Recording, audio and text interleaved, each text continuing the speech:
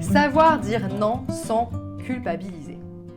Bonjour, bienvenue sur MBA, la chaîne experte pour trouver sa voie. Je suis Déborah Chapelle, votre coach experte en prise d'action et en affirmation de soi. On a vu il y a quelques jours une vidéo sur pourquoi on n'arrivait pas finalement à dire non.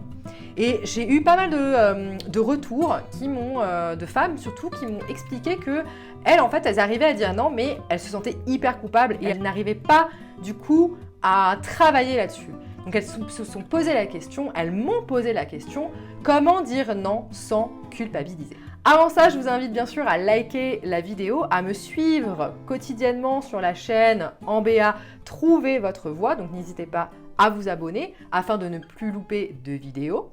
N'hésitez pas non plus à partager auprès de vos amis, de vos familles. Enfin, ce qui me rend aussi super heureuse, c'est qu'on puisse communiquer de manière plus simple via mes différents réseaux sociaux. Donc n'hésitez pas, et surtout n'hésitez pas à me poser toutes les questions sur les différents blocages que vous pouvez connaître. Comment dire un non sans culpabiliser? La première chose à retenir, c'est que apprendre à dire non sans culpabiliser, en fait, c'est apprendre à se connaître. Le fait que vous allez analyser ce qui est bon pour vous et ce qui ne l'est pas, c'est être en cohérence avec votre tête et vos sentiments. Et de vous dire, en fait, je dis pas non pour le plaisir, ou je dis pas non pour blesser l'autre, mais je dis non parce que là, tout de suite, maintenant, j'ai pas envie. Et c'est complètement OK pour moi. Et en fait, même la manière dont vous allez le dire, ça va être même la manière en fait dont vous allez faire passer votre non, ne va pas être agressif, parce que finalement vous allez vous dire ouais mais en fait écoute, c'est pas contre toi, mais là tout de suite je suis pas dans une humeur à te dire oui, tu vois.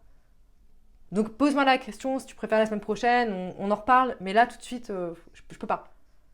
Donc apprendre à dire non sans culpabiliser, c'est déjà apprendre à se connaître. Analyser finalement vos valeurs et vos besoins. Le deuxième point qui est assez important, c'est de prendre conscience que la culpabilité, c'est souvent qu'on a ce sentiment d'être égoïste. C'est-à-dire que si on en revient sur le premier point, le fait d'apprendre à dire non sans culpabiliser, c'est apprendre à être soi, et c'est finalement d'analyser ce qui est bon pour nous et ce qui ne l'est pas. On a peur en fait de tomber dans l'excessivité, de se dire ouais mais en fait je pense qu'à moi, j'ai pas envie de faire d'efforts pour l'autre, etc., etc. En fait, il faut vraiment que vous fassiez la distinction entre un non parce que vous n'avez pas les ressources tout de suite, et un non parce que clairement vous pensez à vous et vous ne donnez jamais de votre temps. C'est ça la différence. Il y a un moment donné, vous ne pouvez pas être disponible tout le temps. Même pour vos enfants, vous ne pouvez pas être disponible tout le temps. La priorité, et je le répéterai jamais assez, la priorité c'est vous. Votre priorité, ça doit être vous. Accordez-vous du temps pour vous ressourcer en énergie, en trucs positifs. Si jamais vous voulez vous faire masser ou faire du sport, vous devez prendre ce temps-là. C'est important. Ça va vous permettre finalement d'être complètement OK, d'être boosté en énergie, d'être aligné avec vous-même, d'être en cohérence avec qui vous êtes, et vous allez être disponible. Et finalement, quand vous allez très peu dire non, ou du moins quand ce sera un non, c'est parce que vous vous serez écouté et vous ne serez pas égoïste. Distinguez bien que la culpabilité et le fait de prendre du temps pour soi n'a rien à voir avec le fait d'être égoïste.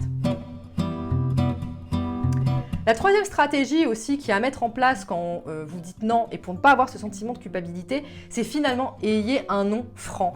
En gros, soyez pas des politiciens. Ne tournez pas autour du pot, ne faites pas des ronds de jambes. C'est non, c'est non. J'ai pas envie, je suis fatiguée. Soyez clair. Vous savez, les gens comprennent les choses claires. Et encore une fois, quand c'est aligné avec votre corps, votre esprit, ce que vous ressentez, que c'est en cohérence, les gens vont pas mal le prendre. Donc dites non de manière franche et précise. Enfin, le dernier point qui, je pense, est pour moi la cerise sur le gâteau, se dire non à soi-même, c'est important. À vous de trouver votre équilibre. Et votre équilibre, finalement, est hyper arbitraire. Apprenez à dire non. C'est apprendre à dire non, N-O-M, à dire qui on est, à s'identifier. C'est aussi se respecter et s'aimer. Là-dessus, je vais vous poser une question et j'aimerais vraiment que ça fasse un maximum de commentaires.